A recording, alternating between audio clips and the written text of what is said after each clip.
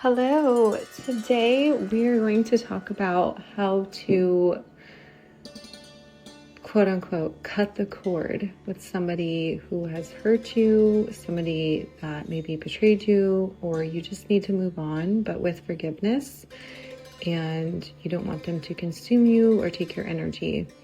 This could be a breakup of a romantic relationship. This could be the loss of a friend or a roommate, and you've said your piece, you need to move on. And today we're going to talk about how to do that inside of you. So you cut the cord by telling the truth, not the spiritual bypass version, not the quote, I'm over it version, but the real one.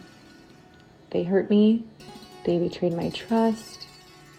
Something in me is still looking for repair, for accountability, or for understanding. And because I haven't received it, my nervous system keeps circling the wound and keeps trying to solve what happened. So that doesn't mean you're weak. It doesn't mean that your mind is trying to protect you from being hurt like that again. But at some point, this protection becomes a prison. And forgiveness does not mean that they were right. It does not mean that you invite them back in. It does not mean that you stop having boundaries. And it does not mean that you pretend that didn't matter. But forgiveness in this case, what it really means is, I am no longer willing to keep drinking poison, hoping that they will finally understand what they did. It is the moment that you stop letting their actions rent space inside of your body. So try this slowly. We're going to walk through a little bit of a guided meditation. Place one hand on your chest and one on your stomach, and take a breath in and say, either out loud or inside of yourself, I acknowledge the part of me that is still hurt. And breathe. I acknowledge the part of me that wanted them to be different.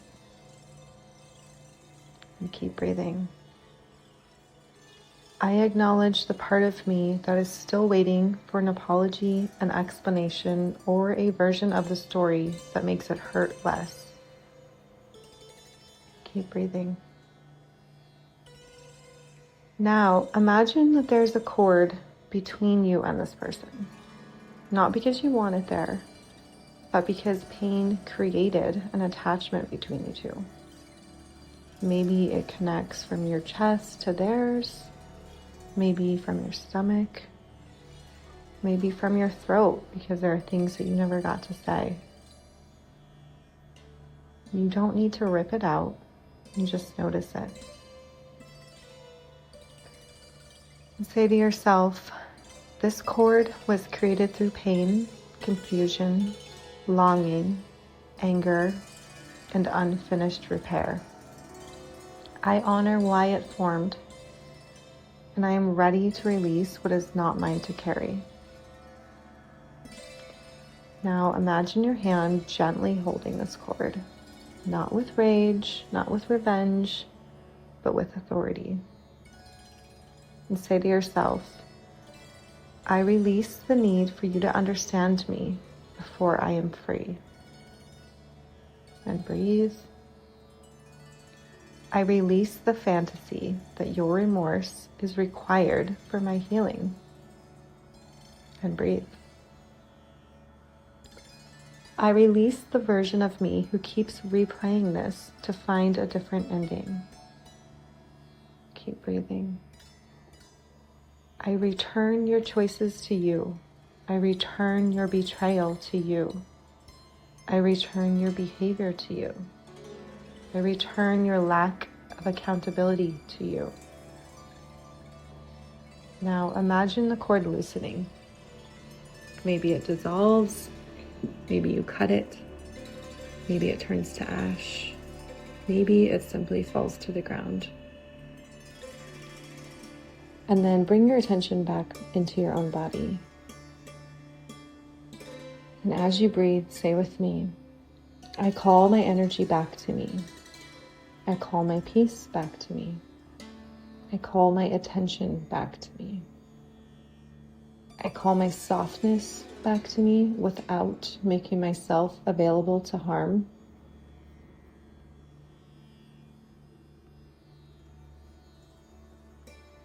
And as we end this guided meditation, I want to move to the part that I would say to you as a wise friend. And maybe you have this friend in your life, maybe you are this friend, but today, let this be your wise friend. You may need to forgive them many times, not because the first time didn't work, but because grief leaves in layers. One day, you forgive the betrayal. Another day, you forgive the humiliation. Another day, you forgive the version of yourself who ignored signs, or loved them, or stayed too long, or still misses them. And please hear this clearly. You do not need to forgive yourself for being human. You were attached because something mattered. You are hurting because something was real to you. You are replaying it because your system is trying to make sense of something that did not feel safe. But now you can become the safe place. When they come into your mind, try not to fight the thought. Fighting makes it stickier. Instead, gently say to yourself, not now. I am not available for this loop. Because as the wise one says, what we resist persists. Redirect yourself to something physical after this. Wash a dish, step outside, put your feet on the floor, touch something cold, text somebody safe, move your body, come back to the present. The goal isn't to never think of them. The goal is to stop abandoning yourself every time you do. A boundary can sound like, I can forgive you and still not have access to you.